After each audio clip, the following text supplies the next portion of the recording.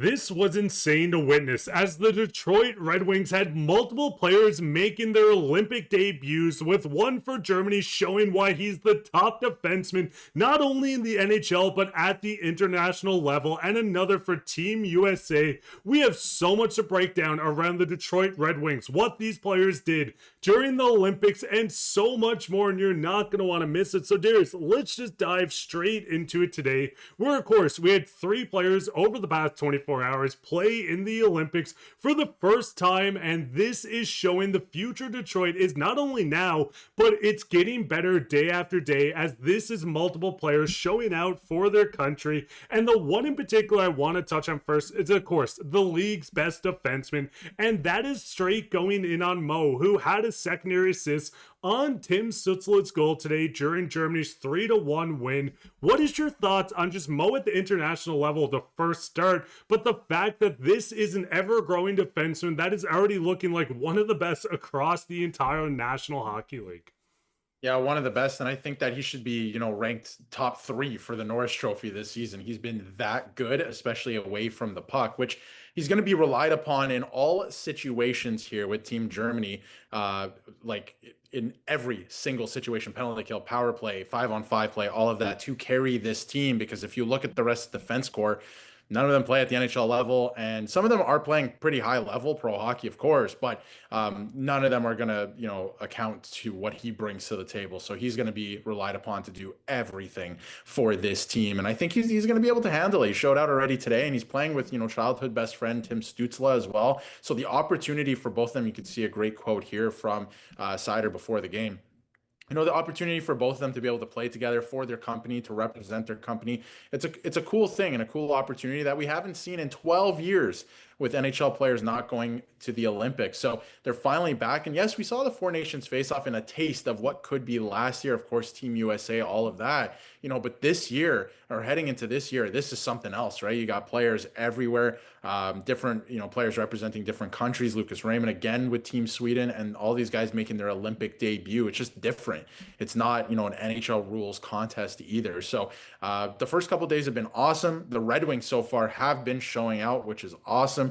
We're going to get into Larkin and obviously Raymond in a second as well. But to me, so far, Seider has stolen the show, and he's been doing that all season. So I'm excited to see what he does the rest of the way, picking up a point here. And for his season so far with the Red Wings, this guy's on fire. With the puck, away from the puck, whatever it is, this guy should be top 3 in my eyes in Norris Trophy voting this year. Because I think the big thing is, too, looking at the offensive output, of course, Detroit is struggling, and we're going to touch on the Olympics a bunch, but with Detroit, they do struggle a bit 5-on-5, but the biggest thing, and why Mo is the biggest part of going into maybe a candidate to win the Norris, this is a guy, his defensive end is unmatched. Looking at the numbers, we can see the assists per 60 is in the green. There's a lot of great stats, but the defensive end is what changes it for him. There's the Quinn Hughes of the league. There were so many other names, but just seeing what he does on every end, the hits, the physicality, the defense, this is a guy, and Chris Pronger actually spoke about it recently, just saying that he's seeing shades of himself in a young player like this as well. So it just shows how good he is now, but we know this guy is going to continuously get better. But let's dive into another dominant performance that we did see come from Team USA as they beat Latvia 5-1 in this game. Now, Darius, I wanted to dive into this as well. Larkin didn't get as much time as expected. There's a very deep team here, and there's a lot of forwards, though you could argue that maybe he should be up in that top 6. But what is your thoughts on Team USA and maybe Larkin increasing his usage as time goes on? Yeah, and last year at times in the Four Nations face-off, he was playing with Austin Matthews. Things have changed. There's different players on the team as well. They made some different selections this time with Tage Thompson too, but they look good as a team, right? And he didn't get that much playing time, but there's a lot of guys and a lot of good players that are not going to get that much playing time on this team. I mean, Jack Hughes, for example, right? So I think it's okay. He's going to play a role for this team in that third line center position. He's going to have some different wingers at times. Kyle Connor did not start there on the wing, but obviously with the big win against Latvia, they're probably going to roll the same lineup again. So we'll see how it goes the rest of the way, but I think he's going to play a big role for this team. He has that clutch gene too, right? Like he can come up with a big goal for this team if they need it when things get more difficult, because honestly, you look at the schedule. I mean, Latvia is not that big of a test with that first game that they're playing, but you look at the rest of the way, they're playing Denmark. That should be Yeah, I don't want to say easy. A lot of these teams are going to lay everything on the line, and then you play Germany, which I think is a great matchup on Sunday. You know, Seider versus Dylan Larkin. So that's going to be appointment viewing for Red Wings fans if you want to see, you know,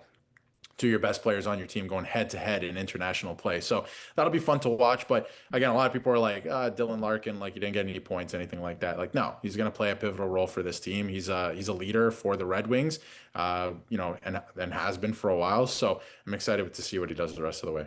And I think that's the big thing, too. It's going into this, we know you're going to bounce around the lineup. The first lineup you see in game one is going to change every single game. If it's injuries, if it's people getting hot, I could see the world where Larkin is going to move up in this lineup, especially with the speed, what he brings, the leadership, the big moments. This is going to be the situation where once he gets more comfortable on this international ice with Team USA, with these new guys, I wouldn't be shocked if he moves up, if it's the center position, on the wing, depending where he goes. But it is going to be fun to watch where they do have the game versus Denmark. Then you said Germany as well, where they're going to see Mo and Larkin face off. It's going to be interesting who comes out. I'm sure there's a lot of chirps between the two. But at the end of the day, Darius, looking at the two players as a whole, they're both incredible. We know this. We don't need to preach that Larkin's one of the top centers or that Mo's one of the top defensemen, is the top defenseman. Sorry about that. But this is a team, of course, that is building something after the Olympics as well. I do want to touch on it, where we know this is a team that is third in the Atlantic at the very moment. Now, of course, this is going to change a bunch, but versus Montreal, a young, inexperienced team, kind of like Detroit as well when it comes to the playoff hopes. Do you think there's a world where we're going to get an easy matchup in the playoffs, or do you kind of see this as a picture where no matter if you finish first, the President's Trophy, in the wild card spot, it's going to be a tough matchup for this team moving forward, and maybe adding after seeing how good these players are something Stevie Y is going to do?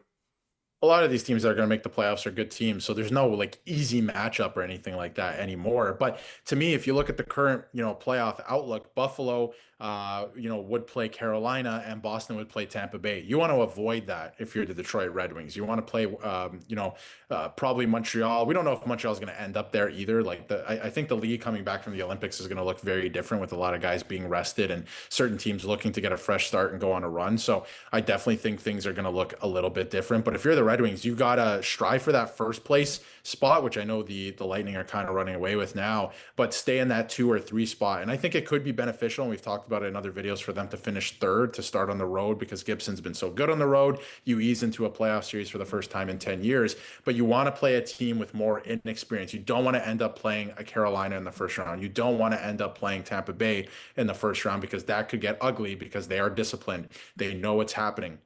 They have that experience, and there's a lot of guys on your team, if you're the Red Wings, that don't have that experience, and that's just the fact of the matter. So you have to stay in that window right now. You have to strive to stay second or third. You can't fall to the wild card, and try to go for that first spot as well, right? Like, this is a team that's playing so well. Try to fix your 5-on-5 play as well, because it's been honestly pretty abysmal. That's something that's going to have to be cleaned up, because once you get into the playoffs, the special teams are going to go away and you're going to be in trouble. So that's something that they definitely have to clean up too. But honestly, if they stay in that window 2 to 3, I think they'll be okay with whoever comes in through that way. It could be Montreal, could be Boston, could be, you know, Buffalo, but they all kind of have inexperience at that level, the playoff level anyway. But fans, what is your dream matchup going into the playoffs? Is it an inexperienced team? Would you rather just take down Goliath to start it so you have an easier run the farther you go? If you play Carolina in the Eastern Conference Finals, that's an automatic win. They can't make it that far anyways. But what's your thoughts on this team at the end of the day? What's your thoughts on the Olympics? Who do you think is going to have the most points? Is it Lucas Raymond,